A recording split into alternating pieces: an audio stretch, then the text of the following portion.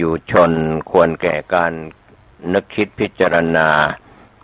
วันนี้ท่านได้สร้างเสริมปัญญาบารมีของท่านก็ขออนุญาตท่านผู้ฟังที่จะนำพาศึกษาให้ชวนให้คิดกันการเวลาผ่านไปเรียกว่าอดีตการเวลาปัจจุบันเรียกว่าปัจจุบันก็คือขณะนี้ส่วนอนาคตที่จะมาถึงก็เป็นอนาคตที่จะเกิดขึ้นในวันเดือนปีข้างหน้าอย่างไรก็ตามเรื่องราวต่างๆท่านผู้ฟังนั้นศึกษาแล้วศึกษาอีกก็คงไม่ได้อยู่แค่การศึกษาแค่การฟังแต่จะต้องไปสู่การปฏิบัติให้เป็นสิ่งที่เกิดขึ้นกับตัวตนของท่านผู้ฟังจริง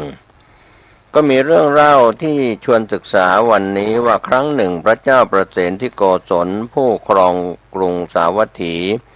ได้เสด็จเข้าสู่นิทารมก็คือหลับในราตรีกลางคืนหนึ่งคันร่วงปัจฉิมยามสุดท้ายใกล้รุ่งก็ได้ทอดพระเนตรเห็นเป็นพระสุบินนิมิตฝันนะครับอันใหญ่หลวงถึง16ข้อ16ประการอันเป็นพระสุบินที่ฝันแปลกประหลาดนะครับท่านผู้ฟังจึงทรงตกพระทัยตื่นบรรทมแล้วก็ในเวลารุ่งเช้าก็ได้ให้พวกพราหมณ์ปุโรหิตประจำราชสำนักทำนายทายทักพวกพราหมณ์ปุโรหิตก็พากันทำนายว่าเป็นพระสุบินที่ฝันร้ายและว่าพระองค์จะต้องประสบภัยอันตราย3ประการไม่เสียราชทรัพย์ก็จะมีโรคภัยไข้เจ็บเบียดเบียนหรือไม่ก็ต้องสวรรคตอย่างใดอย่างหนึ่งพราหมณ์ปุโรหิตเหล่านั้นก็แนะนำให้พระองค์ทำพิธีบูชายันสัตว์เพื่อเป็นการสะเดาะเคราะห์เมื่อพระนางมาริกาพระมเหสีทราบเรื่องเข้าจึงทูลให้ไปขอคำแนะนำจากพระพุทธเจ้าซึ่งพระพุทธองค์ก็ได้ทรงทำนายว่าเหตุร้ายนั้นจะมีแน่นอนเพียงแต่มิใช่เกิดแก่พระเจ้าประเสนที่โกศลหรือแว่นแคว้นของพระองค์แต่เหตุร้ายเหล่านี้จะเกิดแก่สัตว์โลกทั่วไปและแก่พระศาสนาของพระพุทธองค์ในภายภาคหน้าก็คือในอนาคตเมื่อเวลาล่วงเลยพุทธกาลไปแล้ว 2,500 ปีเมื่อศาสนาเสื่อมลงก็กล่าวกันว่าอายุพระพุทธศาสนาของพระสมณโคดมจะยืนยาวเพียง 5,000 ปี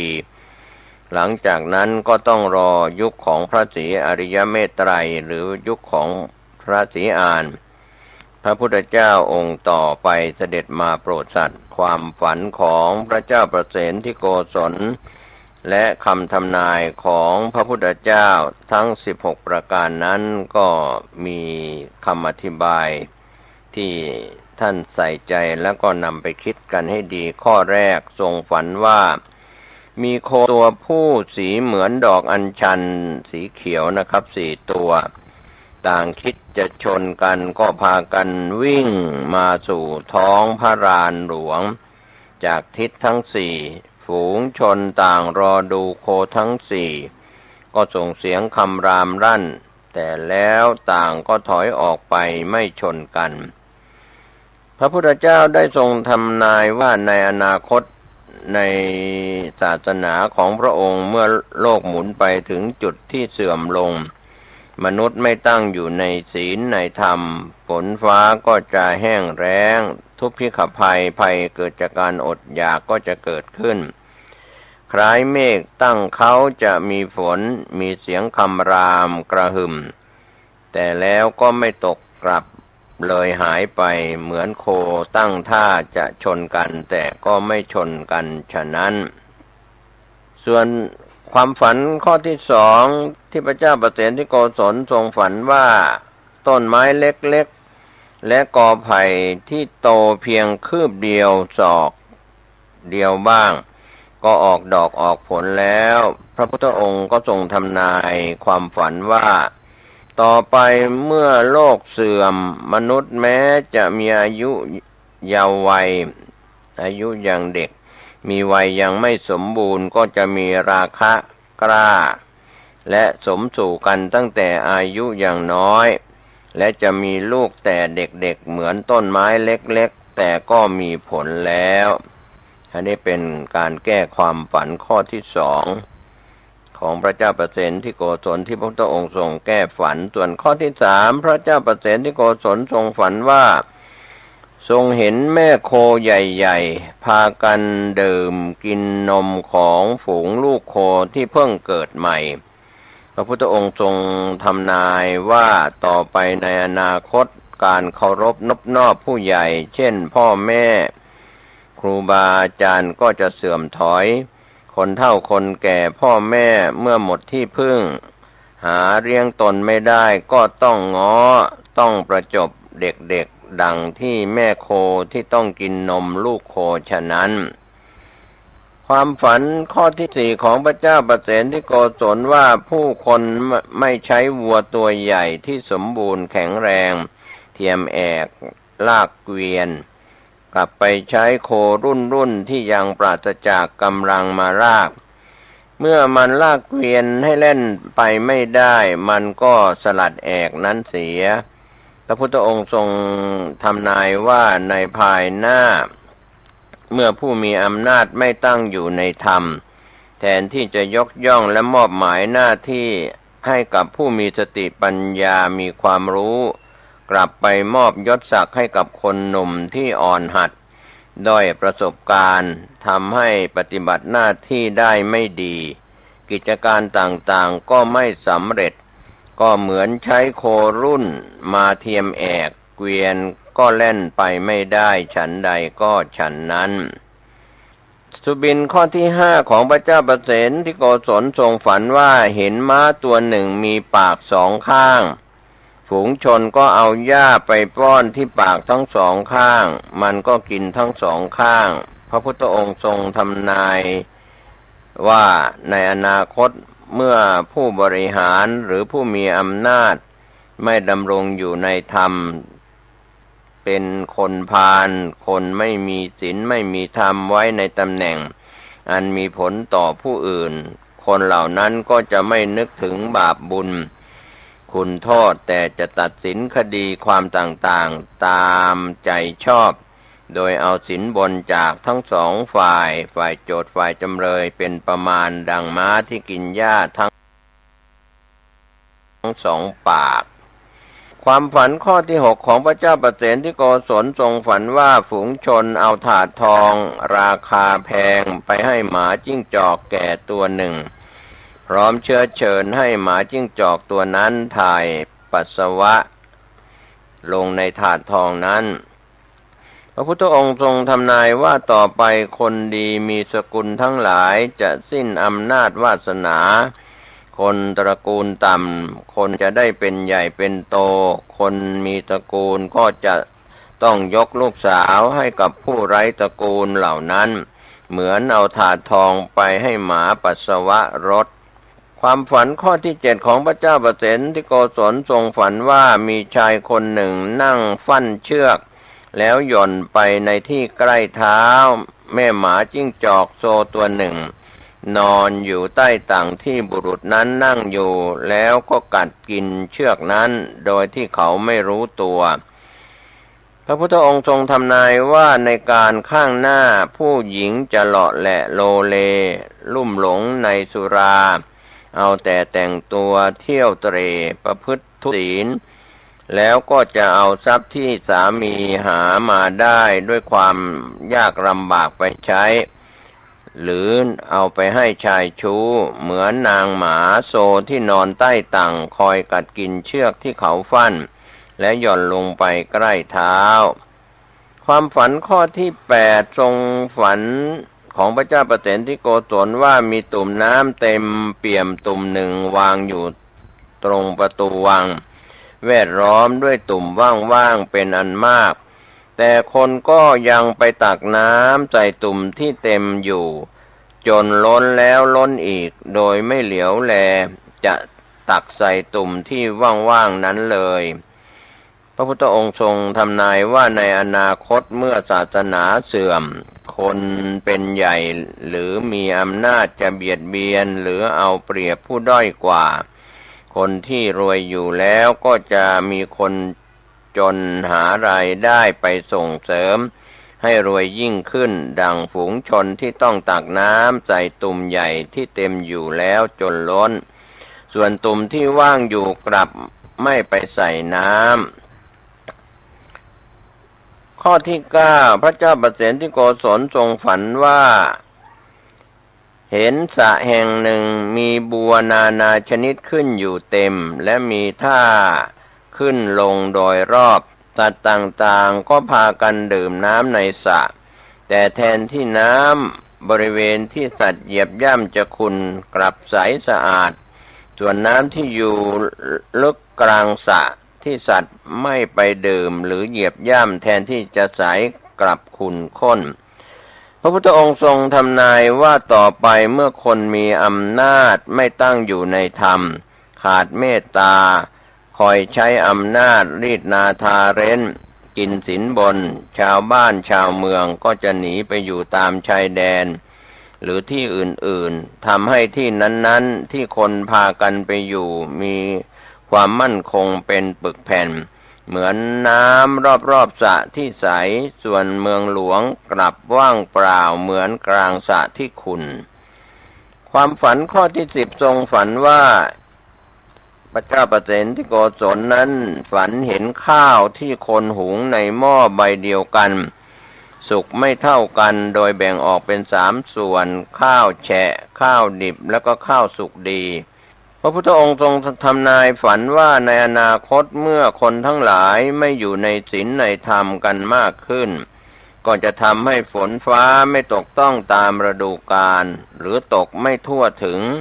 ทำให้การเพาะปลูกบางแห่งได้ผลบางแห่งก็ไม่ได้ผลเช่นเดียวกับข้าวที่มีสุกบ้างดิบบ้างและก็แฉะบ้างความฝันข้อที่11ของพระเจ้าประเสนที่โกศลทรงฝันว่าคนนำแก่นจันทร์ที่มีราคาแพงไปแลกกับเปลียงเน่า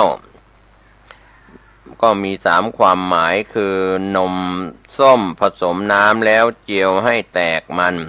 หรือน้ำมันจากไขข้อวัวหรือเถาวัลย์เปลียงแต่ในที่นี้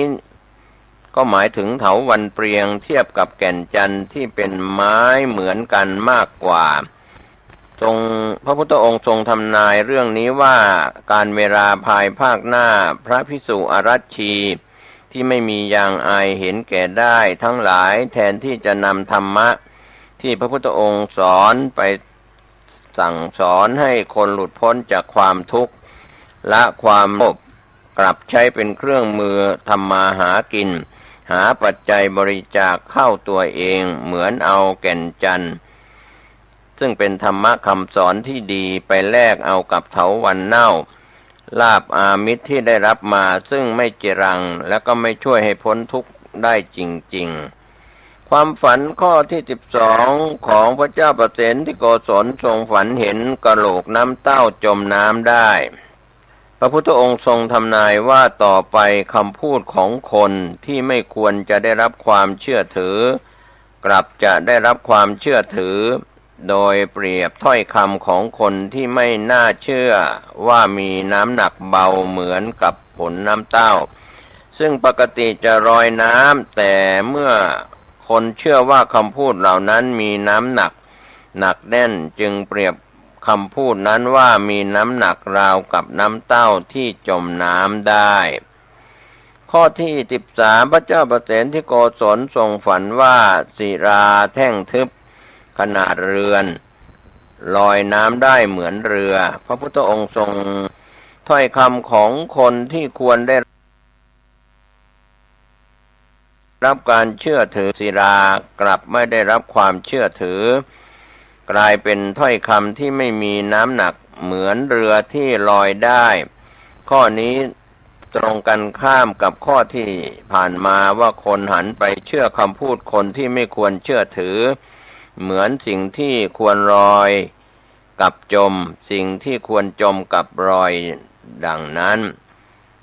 ข้อที่14พระเจ้าประเสนที่โกศลทรงฝันว่าทรงเห็นฝูงเขียดตัวเล็กๆวิ่งไล่กวดงูเห่าตัวใหญ่กัดเนื้องูเห่าขาดเหมือนกัดก้านบัวแล้วกลืนกินเข้าไปพระพุทธองค์ทรงทำนายว่าเมื่อมนุษย์ปล่อยตัวปล่อยใจตามกิเลสราคะ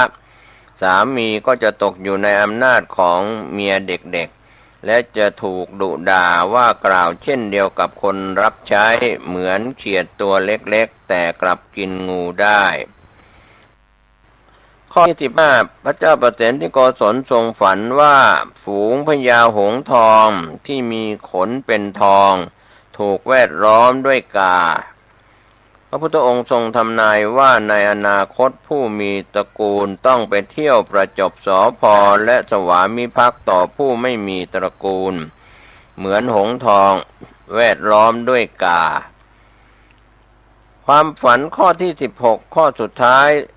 ของพระเจ้าประเสนที่โกศลทรงฝันว่าฝูงแกะพากันไล่กวดฝูงเสือเหลืองกัดกินทำให้เสืออื่นๆสะดุ้งกลัวจนต้องหนีไปแอบซ่อนตัวจากฝูงแกะพระพุทธองค์ทรงทำนายว่าต่อไปภายภาคหน้าคนชั่วหรือคนที่ไม่ดีจะรุ่งเรืองอำนาจและใช้อำนาจไม่เป็นธรรมทำให้คนดีถูกทำร้ายหรือไม่ได้รับความเป็นธรรมต้องหลบหนีซ่อนตัวจากภัยร้ายเหล่านี้เหมือนเสือซ่อนตัวจากแกะก็เป็นส่วนที่เราคิดพิจารณากันนะครับท่านผู้ฟังในส่วนเรื่องราวสุบินนิมิตของพระเจ้าประเสนที่โกศลฝันคืนเดียว6เรื่องแล้วตอนแรกพราหมณ์ปุโรหิตก็จะให้พระเจ้าประเสนที่โกศลแก้สิ่งเหล่านี้ในทางที่นำสัตว์มาบูชายันแต่มเหสีของพระเจ้าประเสนที่โกศลก็ท้วงให้นำเรื่องราวสุบินนิมิตทั้ง16ข้อไปทูลถามต่อองค์สมเด็จพระสัมมาสัมพุทธเจ้าก็เป็นเรื่องราวที่ฝากไว้ขอให้ท่านผู้ฟังซึ่งรับฟังเรื่องนี้ได้ใช้วิจารณญาณและคำทำนายเหล่านี้กลับมาสะท้อนให้เห็นของคนในสังคมไม่ว่าจะเป็นสังคมไทยหรือสังคมต่างประเทศก็ตามในยุคปัจจุบันว่ามีเรื่องราวเกิดขึ้นดังนิมิตที่พระพุทธองค์ทรงทำนายไว้หรือไม่อย่างไรเรื่องราวต่างๆเหล่านี้นะครับก็ถือว่าแม้เวลาล่วงเลยมายาวนาน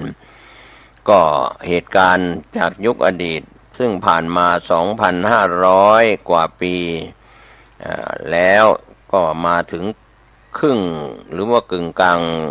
ของพุทธศาสนา 5,000 ปีอย่างไรก็ตามการเปลี่ยนแปลงเหล่านี้ก็เป็นไปตามวัตถุเจริญจิตใจเจริญศีลสมาธิปัญญาเสื่อมศีลสมาธิปัญญาเจริญหรือว่าคนทุศีลนะครับใจบาปหยาบช้าเกิดขึ้นเพราะว่าไม่เอาศีลไม่เอาธรรมเมื่อไม่เอาศีลไม่เอาธรรมเห็นคุณค่าของเงินตราหรือสิ่งของมีค่ายศอำนาจต่างๆที่ได้มาโดยไม่ชอบธรรมรวมไปถึงบุคคลที่ทำให้สังคมไม่ยอมรับแต่ก็ถูกยกย่องเชิดชูยกย่องคนชั่วอยู่ในสังคมไม่ว่าจะยกย่องสมมุติว่าเป็นพระราชามหากษัตริย์เป็นประธานาธิบดีนายกรัฐมนตรีหรือเศรษฐีมหาเศรษฐีอย่างไรก็จะโดยชอบธรรมไม่ชอบธรรมอย่างไรก็ฝากไว้ให้ท่านได้คิดพิจารณามิใช่เฉพาะในประเทศไทยก็ในภาพรวมทั่วโลกทีเดียววันนี้ศีลธรรมไม่กลับมาสู่จิตใจของมวลมนุษยชาติทั้งหลายคือคำว่าศีลห้าถ้าฆ่าสัตว์เป็นอาจินลักทรัพย์เป็นอาจินเสพกามผิดเป็นอาจินกล่าวคำเท็จเป็นอาจินดื่มเครื่องดื่มแอลกอฮอล์และเสพยาเสพติดเป็นอาจินเช่นนี้ความเสื่อมทรามในเรื่องของศีลก็ เกิดขึ้นมากขึ้นในสังคมมนุษยชาติโดยเฉพาะพี่น้องมนุษยชาติ180 กว่าประเทศทั่วโลกก็ในเวลานี้เราได้รับภัยพิบัติจากโรคภัยไข้เจ็บที่เป็นไวรัสโคโรนา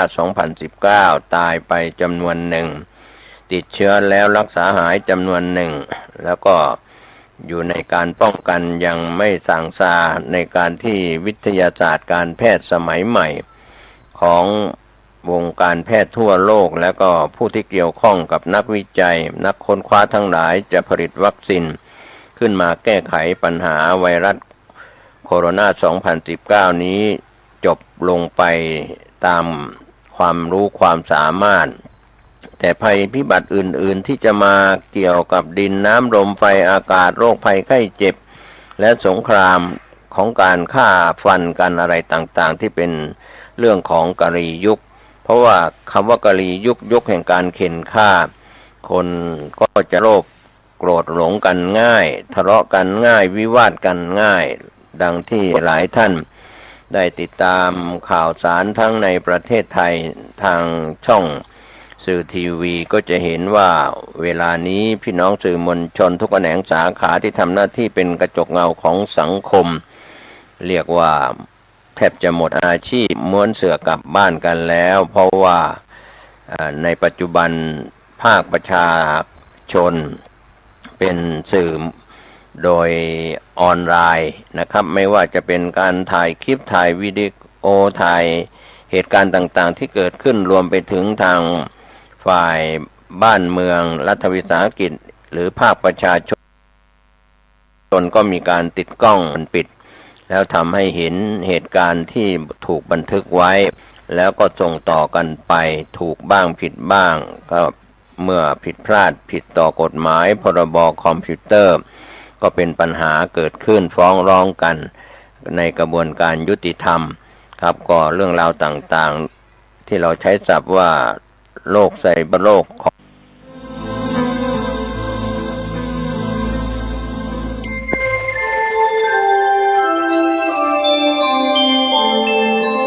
ขณะนี้ท่านกำลังฟังสถานีวิทยุกระจายเสียง FM 104.5 เมกะเฮิรตซ์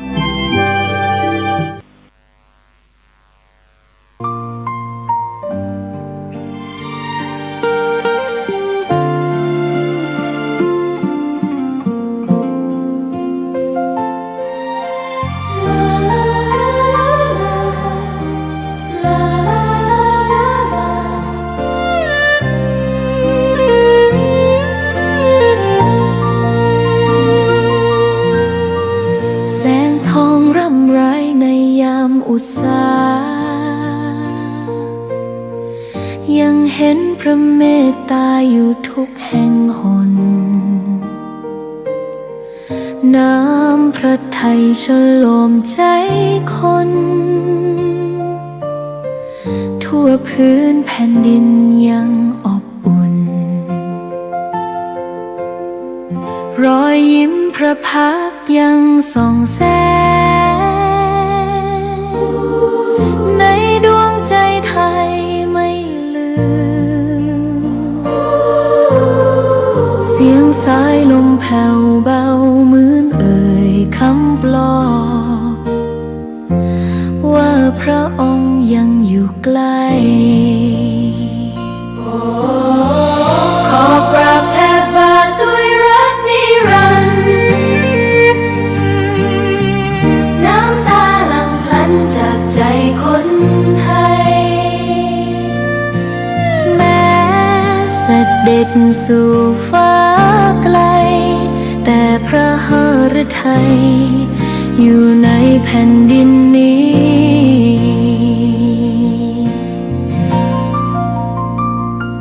สวนดอกไม้ยังบานดังวันเก่าราวกับเจ้าดอกไม้รู้ว่าพระองค์จากไปแต่กลิ่นหอมยังพัดผ่านใจให้ระลึกถึงพระเมตตา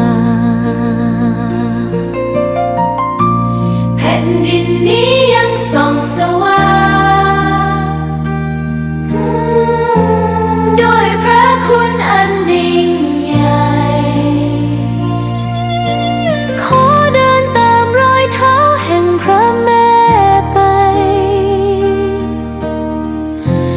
ด้วยศรัทธาไม่เสื่อมคลายขอกราบแทบบาทด้วยรักนิรันดร์น้ำตาหลั่งพลันจากใจคนไทยแม้เสด็จสู่ฟ้าไกลแต่พระหฤทัยอยู่ในแผ่นดินนี้ดวงใจไทยทุกดวงขอพักดีขอถวายรักนี้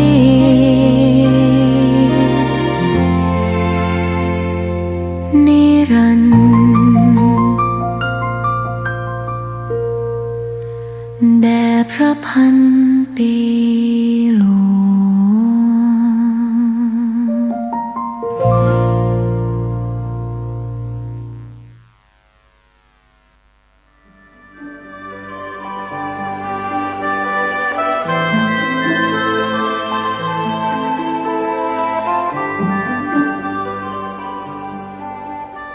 ในยุคโลกกำมือเดียวนักเผยแผ่ควรฝึกใช้สื่อให้เป็นประโยชน์ภายในประเทศควรจะมีรายการวิทยุเผยแผ่พระพุทธศาสนาประจำจังหวัดอย่างน้อย1 ชั่วโมงต่อ1 วันเพื่อประชาสัมพันธ์หรือเทศนาอบรมสั่งสอนประชาชน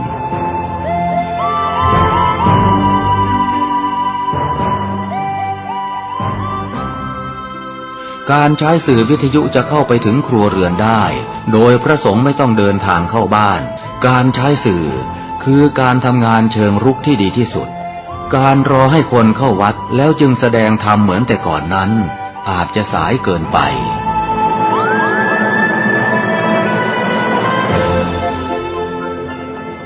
เราควรใช้สื่อนำธรรมะเข้าไปให้ถึงภายในบ้านโรงเรียนองค์กรต่างๆให้มากที่สุดการใช้สื่อจะทำให้ผ่อนแรงและประหยัดทั้งคนและเวลาเทศนาผ่านสื่อเพียงคนเดียวเสมือนเราเนรมิตนักเผยแผ่ได้เป็นหมื่นเป็นแสนนักเผยแผ่นั้นนอกจากอบรมตามหลักสูตรธรรมดาเพื่อให้ได้วุฒิบัตรรับรองแล้วพึงอบรมเรื่องการเทศนาการเขียนการค้นคว้าซึ่งอาจจะเป็นเรื่องเฉพาะตัวแต่ก็สามารถฝึกขึ้นมาได้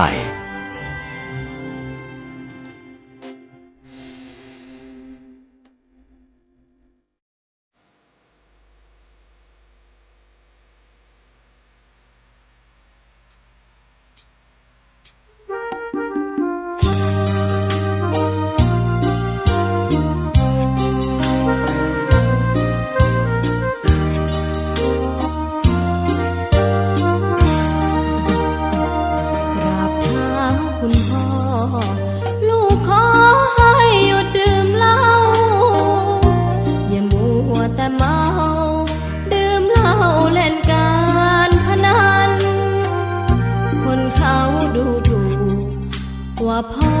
ขี้เกียจทำงานชาวบ้านรังเกียจเดียดฉัน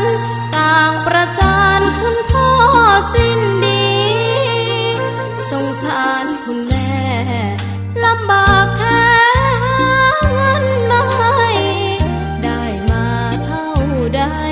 พ่อใช้จนหมดไม่มีขัดสนจนยากลำบากคนแค้นเต็มที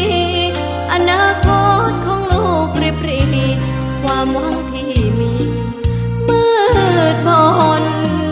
พ่อดื่มสุราเหมือนกินน้ำตาของแม่พ่อจะฐานะเราแย่หากไม่แก้ความจนแม่เตือนพ่อด่าตบตีแม่ชอกช้ำระกำมองมนซ้ำถูกคนเขานินทากราบเท้าคุณพ่อลูกขอให้หยุดดื่มเหล้าหากมัวแต่เมา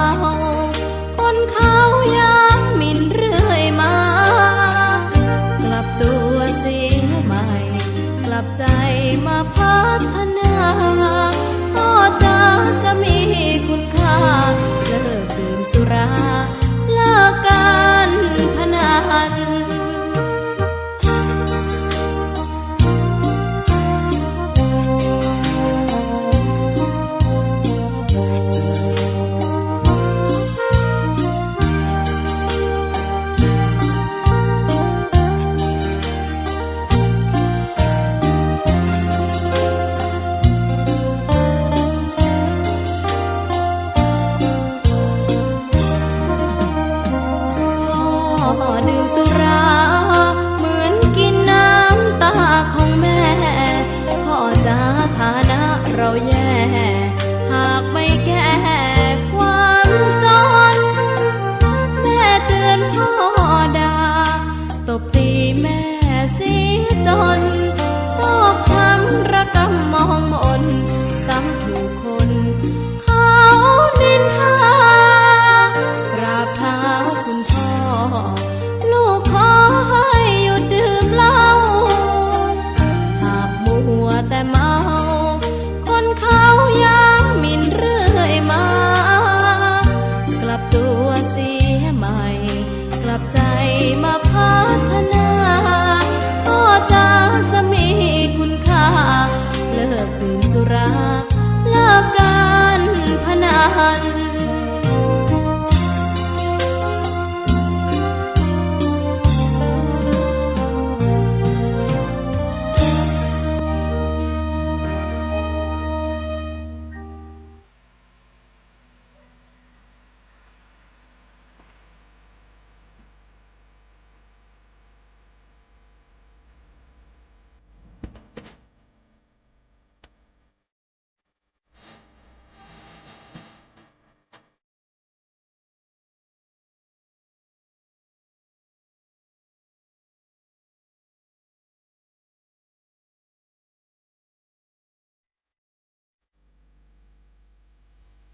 งานเผยแผ่เป็นหัวใจสำคัญของพระพุทธศาสนา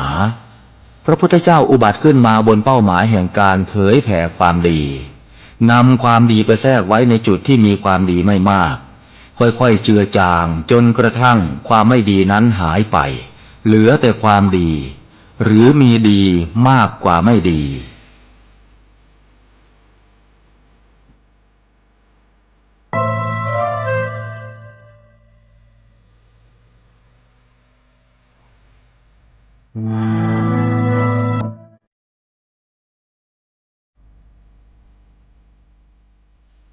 นักเผยแผ่จึงเปรียบเสมือนหมอที่วินิจฉัยโรคแล้วค่อยๆทดลองยาเมื่อเห็นว่าให้ยาถูกโรคก็คอยดูแลไม่ให้เกิดโรคแทรกซ้อนตามขึ้นมาอีกหมอต้องไวต่อการเรียนรู้เรื่องโรคและวิธีรักษาโรคฉันใดพระสงฆ์ซึ่งเป็นเสมือนจิตแพทย์ของสังคมก็ไวต่อการเปลี่ยนแปลงของโลกและวิธีบำบัดโรคที่มากับโลกฉันนั้น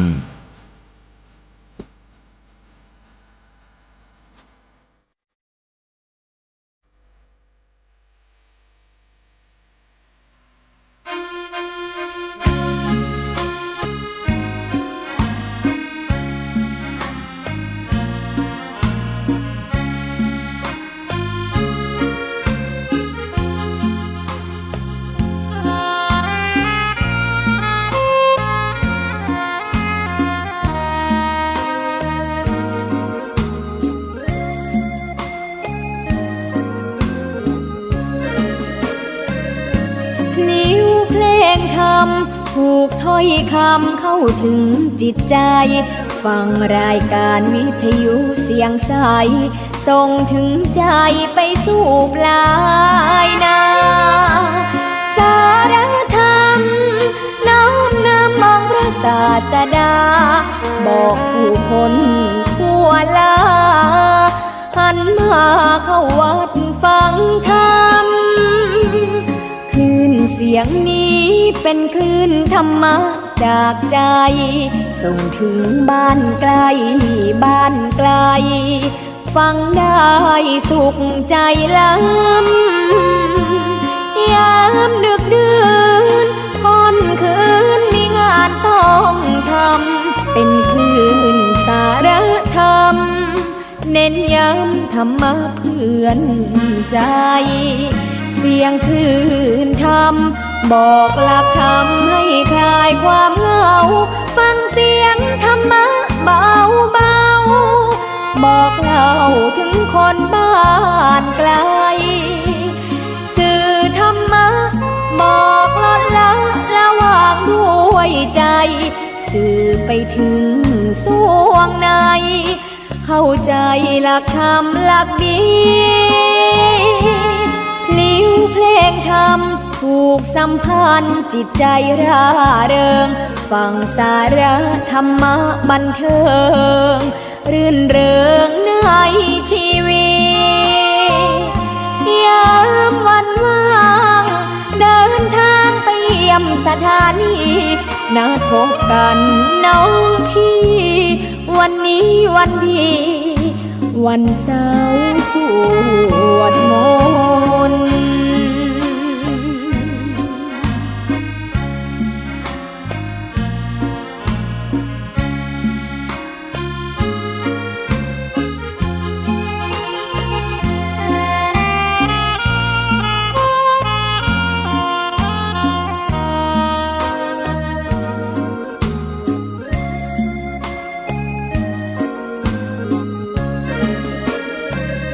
เสียงคลื่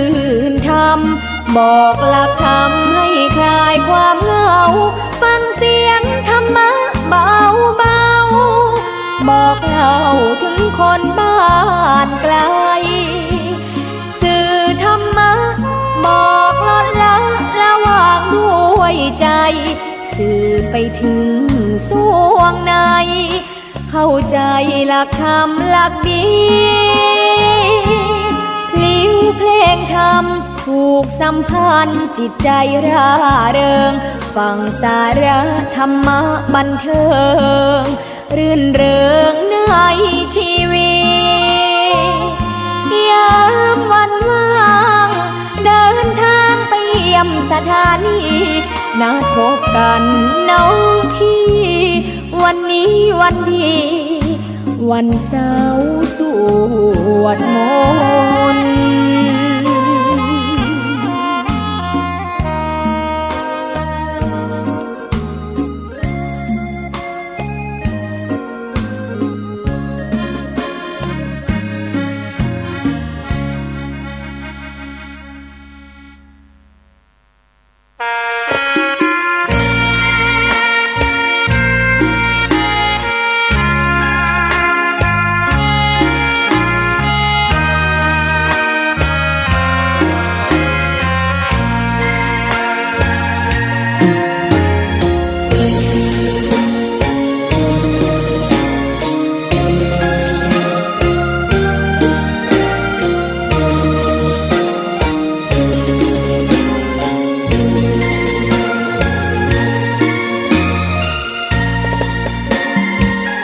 ดอกบัวดอกหนึ่งพึงใจไว้เพื่อบูชาแด่องค์พระศาสดา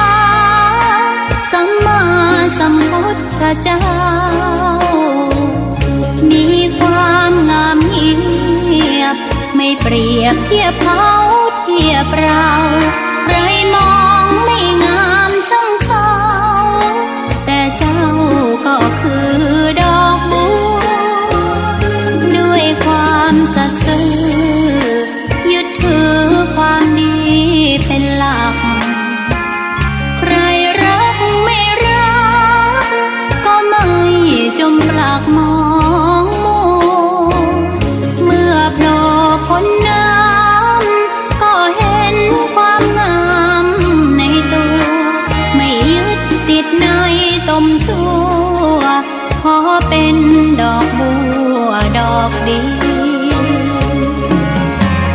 ใครไม่มองว่าบัวงามเด่น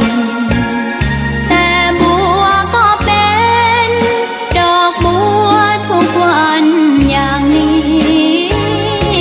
ไม่อยากเด่นดังแต่มุ่งหวังในทางเด่นดีเกิดมาเพื่อสร้างบารมีถวายชีพนี้บูชาดอกบัวดอกน้อยเฝ้าคอยคนที่ใจบุญมาโอบเอื้อเกื้อกูลรู้ค่าของบุญเก็บบัวขึ้นมาเพื่อสร้างความดีและสร้างบารมีดังว่าใช้ดอกบัวนี้บูชาพระสัมมาสัมพุทธองค์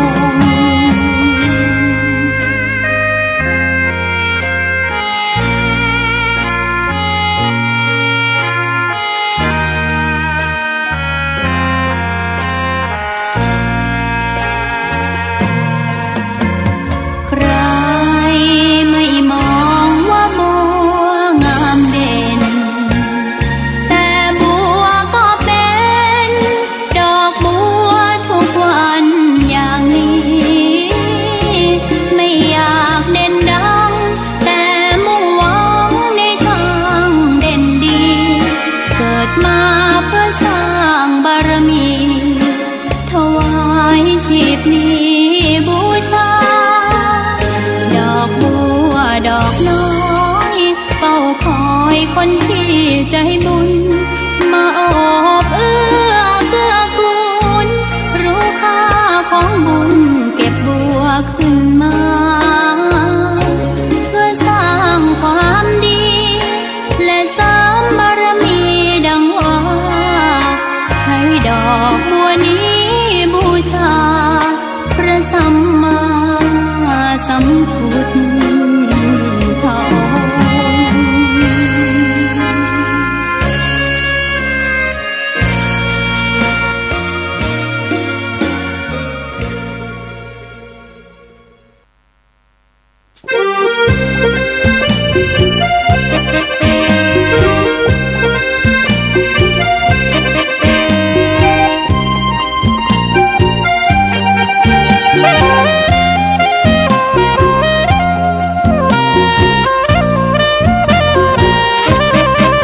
สถานีพระพุทธศาสนา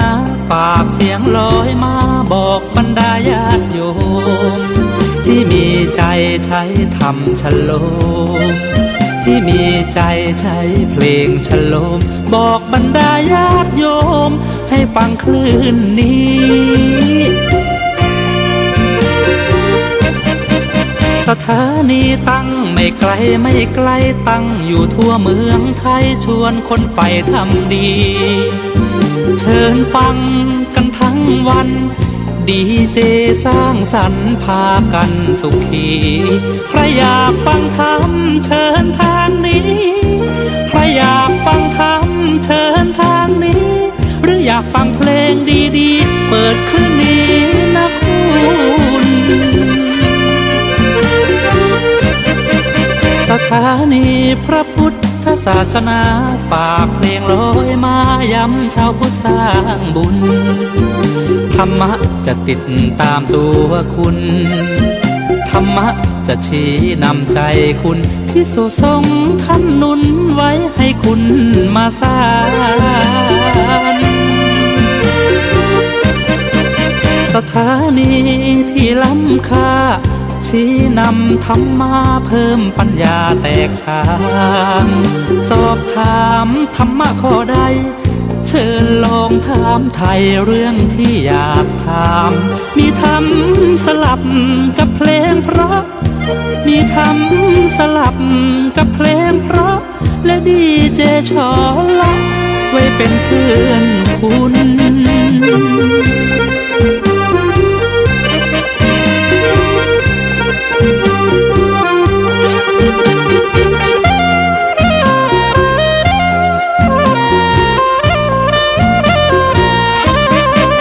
สถานีที่ล้ำค่าชี้นำธรรมะเพิ่มปัญญาแตกฉานสอบถามธรรมะข้อใดเชิญลองถามไทยเรื่องที่อยากถามมีธรรมสลับ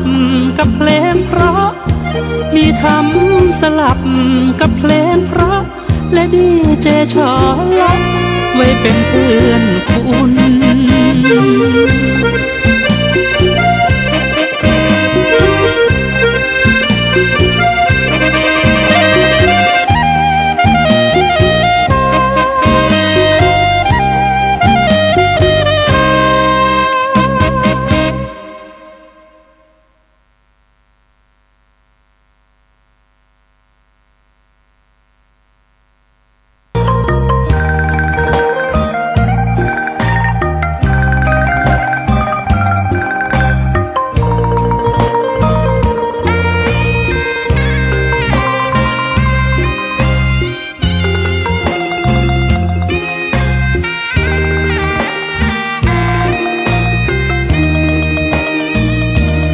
ตาฟ้าหรือบารมีชักนำถึงอยู่แสนไกลล้ำพระธรรมไม่มีมองไม่ฟ้าเพียงดินยังทวินฝันไฟเข้าดงขมิ้นเมื่อใดอิ่มอกอิ่มใจเสมอสายทางคนดีใจน้อมอธิษฐานบารมีสิ่งดีที่ได้พบเจอเห็นชายผ้าเหลือง วันฝันเพ้ออยากบวชจริงละเมอเข้าวัดบ้านคงเป็นบุญที่เคยเป็นทุนสร้างมารักผ้าเหลืองดังว่าปรารถนายึดมั่นอยากบวชทุกทีผ้าเหลืองผืนนี้ผูกพันอยู่ในใจทุกวันใฝ่ฝันถึงผ้าเหลืองกายวาจาใจสัญญาว่าไม่เสื่อมคลายหัวใจมุ่งหมายเนืองๆไม่มีอะไรมากันให้คุณคืนศรัทธาผ้าเหลืองบวชเป็นเรื่อง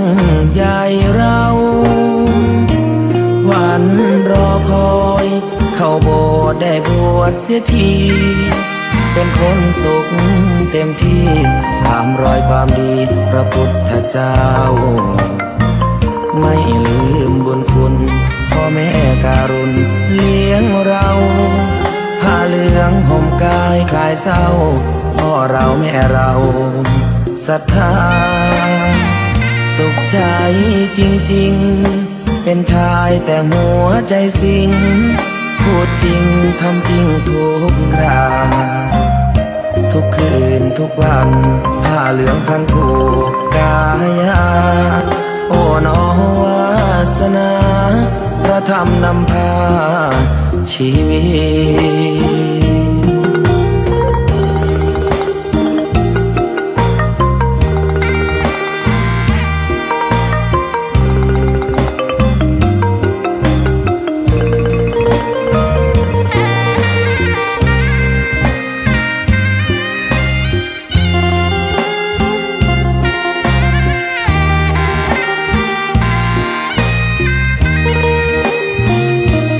วันรอคอยเข้าโบสถ์ได้บวชเสียทีเป็นคนสุขเต็มที่ตามรอยความดีพระพุทธเจ้าไม่ลืมบุญคุณพ่อแม่การุณเลี้ยงเราผ้าเหลืองห่มกายคลายเศร้าพ่อเราแม่เราศรัทธาสุขใจจริงๆเป็นชายแต่หัวใจสิงพูดจริงทำจริงทุกคราทุกคืนทุกวันผ้าเหลืองพันผูกกายาโอ้น้อวาสนาพระธรรมนำพาชีวิต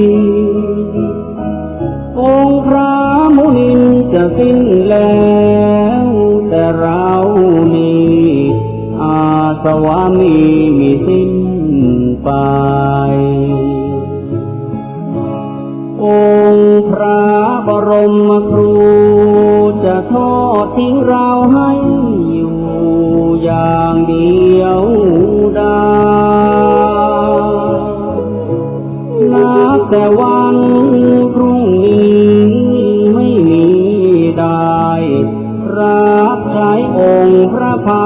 คาวา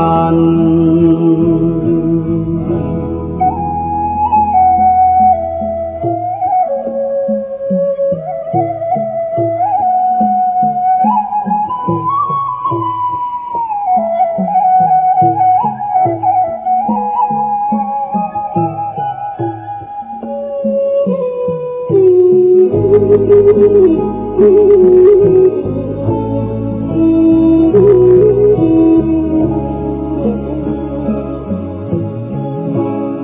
นนท์นี้จากผู้อาจทั้งถือบา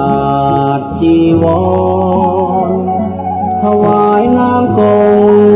พระพักตร์หลังพระกรบวนพระโอษฐ์อีกตามจรผู้ใดใครหนอภายหน้าโอ้เราดังนกหัดบินแม่นกมาทิ้งสูญชีวาปีกนั้นยังไม่กล้าขาไม่แข็งแรงพอ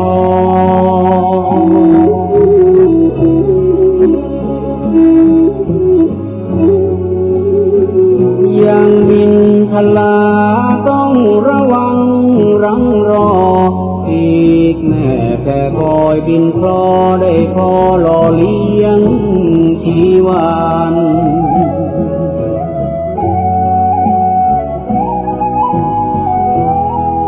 เรียกเป็นเช่นเราได้เพียงพระโสดาบันยังไม่ทันสำเร็จ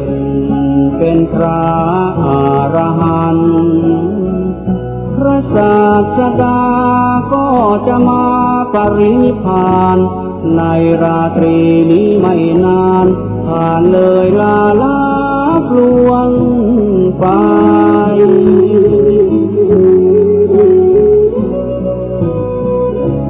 โอ้เราทำชันใดเมื่อสิ้นแล้วพระผู้ทรงชัยพระอานนท์กำสดน้ำตานองหยดรินไหลด้วยสุดจะฝืนกระอื้นยืนรำไห้โศกาอาลัยน้ำตาหลั่งไหลนองน้ำ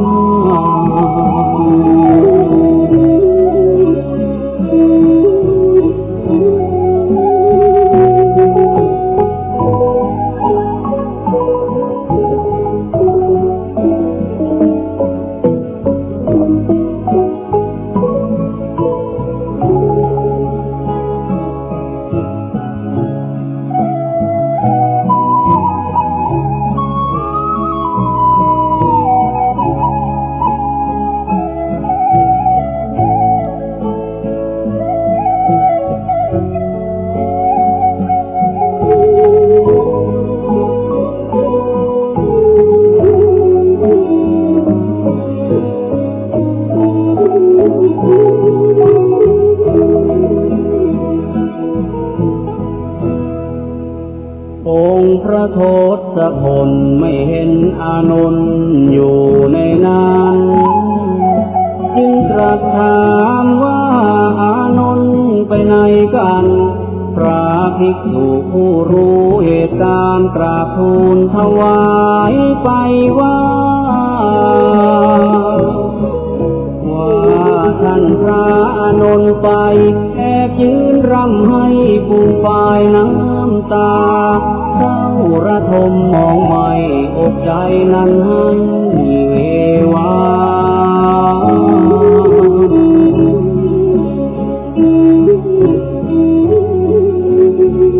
ยามใดสิ้นสูญพระดุลยศาสดาก็ดังชีวาพระอานนท์นั้นสิ้นไป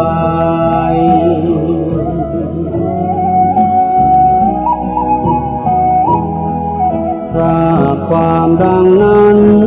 พลันองค์พระทรงชัยให้ตามพระอานนท์มาใกล้แล้วย้ำทำให้ปลอบโยน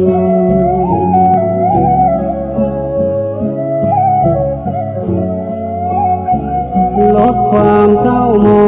งที่เข้าครองในกมลแก่พระอานนท์ให้คลายทุกข์พ้นวิญญาณ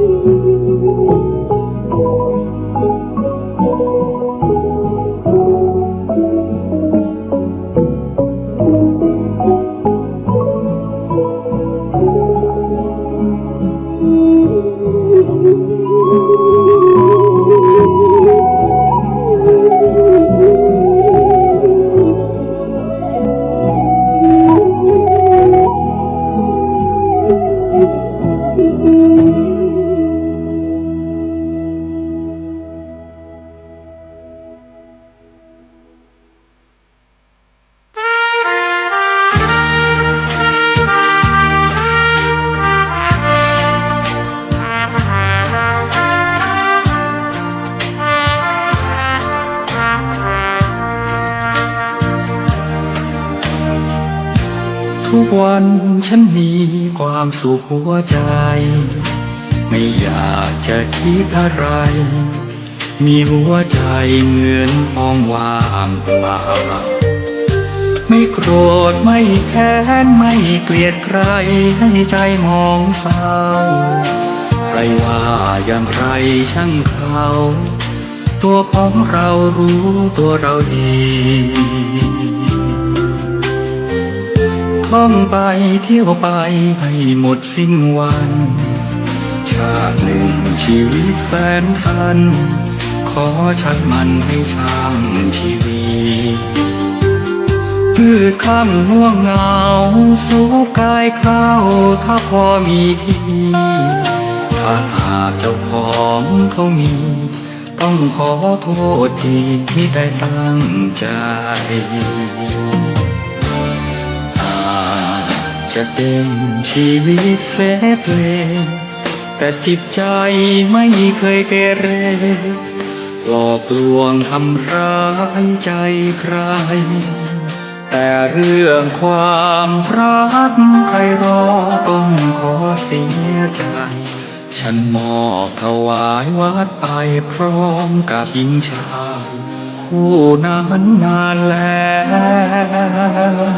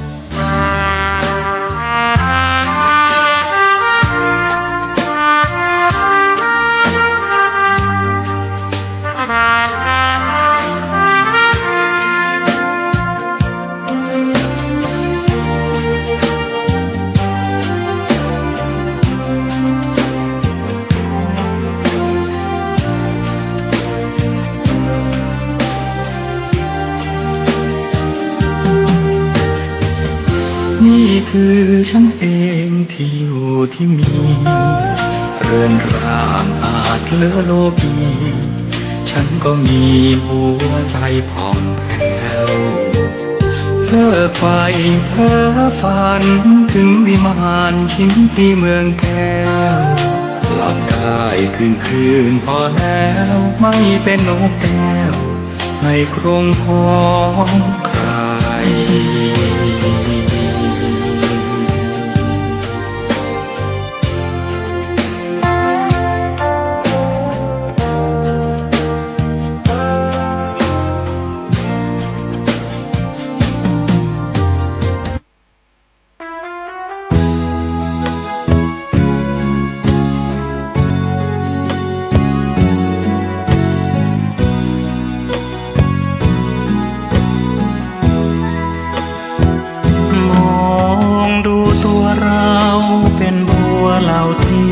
เท่าใดยังฟังธรรมะสอนใจก็ได้ดวงตาเห็นธรรมพระพุทธองค์ทรงตรัสเป็นบัวพ้นน้ำพร่ำสอนเพียงไม่กี่คำรสพระธรรมซาบซึ้งถึงใจบัวปริ่มริมน้ำรอแสงพระธรรมคำจุนนับว่ามีบุญปางก่อนเป็นทุนสร้างไว้ฝักใฝ่ธรรมะรักษาพระรัตนตรัยแสงทองส่องย้ำกลีบใบเบ่งบานขึ้นในพริบตาบัวกลางบึงกว่าครึ่งบนโลกใบนี้กว่าจะโชคดีเปล่งกลีบสีต้องใช้เวลาอธิบายยกสายแม่น้ำทางหน้าเหยียบย่างสู่วัยชราเห็นศรัทธาก็เกือบจะสาย ชีวิตน่าเศร้าตัวเราอยู่ใต้โคลนตมมืดบอดระทมดิ่งจมห่วงเหวอามายไม่เห็นธรรมะพระพร่ำสอนให้เปลืองน้ำลายย่อมเป็นอาหารเต่าไปเวียนว่ายนายอเวที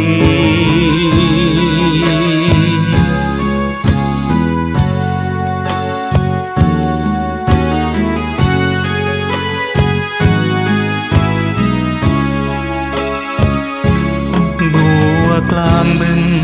กว่าครึ่งบนโลกใบนี้กว่าจะโชคดีเปล่งปลีบสีต้องใช้เวลาอธิบายยกสายแม่น้ำทั้งห้าเหยียบย่างสู่วัยชราเห็นศรัทธาก็เกือบจะสายชีวิตน่าเศร้าตัวเราอยู่ใต้โคลนตมมืดบอดระทมดิ่งจมห่วงเหวอามายไม่เห็นธรรมะพระพร่ำสอนให้เปลืองน้ำลายย่อมเป็นอาหารเต่าไปเวียนว่ายนายอเวที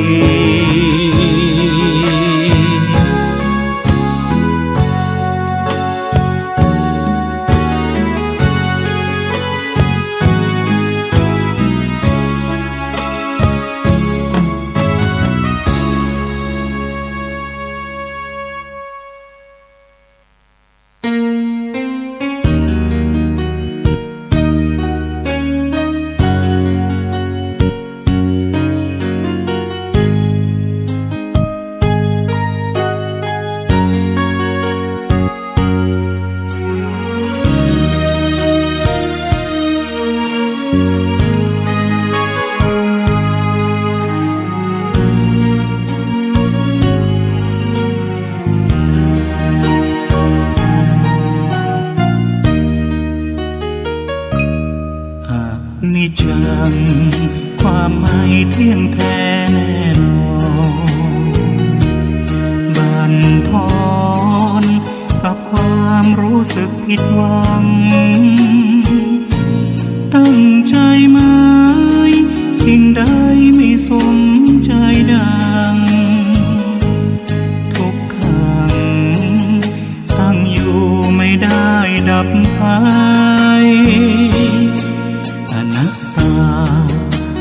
ความไม่มีตัวตนหลุดพ้นด้วยความสงบทางใจธรรมะพระโพธิญาณฝากไว้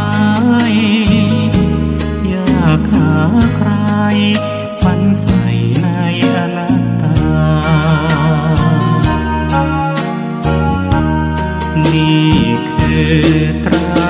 ลักษณ์ของเพื่อนมนุษย์ไม่มีสิ้นสุดเพราะกิเลสตัณหาสมไว้ในใจให้ทุกข์ทรมอุรากลับเสน่หาไขว่คว้าช่างน่าเสียดายใกล้หลุดพ้นต้องมันฝึกฝน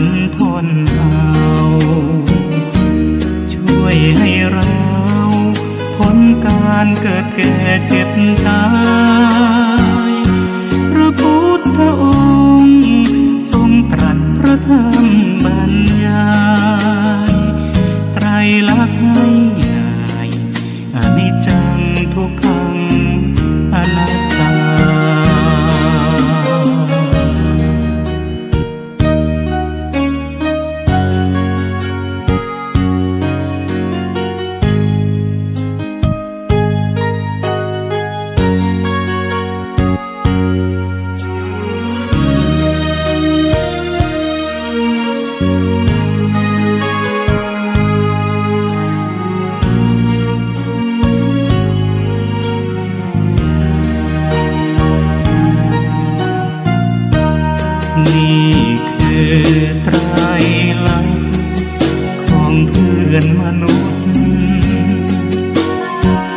ไม่มีสิ้นสุดเพราะกิเลสตัณหาสุมไว้ในใจให้ทุกข์ทรมอุรากลับเสน่หาไขว่คว้าช่างน่าเสียดายใกล้หลุดพ้นต้องหมั่นฝึกฝนทนเอาช่วยให้เราพ้นการเกิดแก่เจ็บตายพระพุทธองค์ทรงตรัสพระธรรมบรรยายไตรลักษณ์ให้ได้อนิจจังทุกขังอนัตตา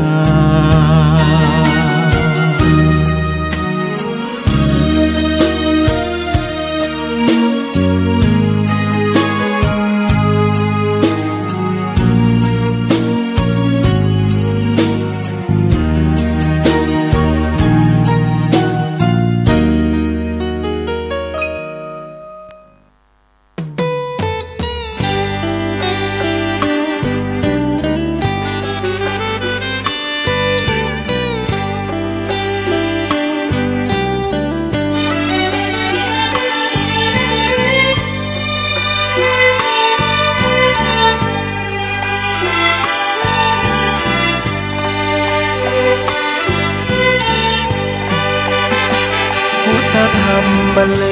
งเป็นเพลงเพื่อชาวมวลชนชีวิตมืดมนสับสนจงมาฟังเพลงสิ่งร้ายๆในใจอย่าได้กลัวเกร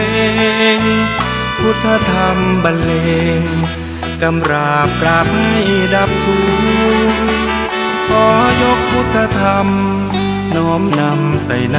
บทเพลงเศร้าเหงาวังเวงเอาเพลงสร้างสรรค์คำจุนฟังกันแล้วอย่ารอบอกต่อเป็นบุญขอให้ท่านคุณทั้งหลายบอกไปเถิดนาคำสอนพระองค์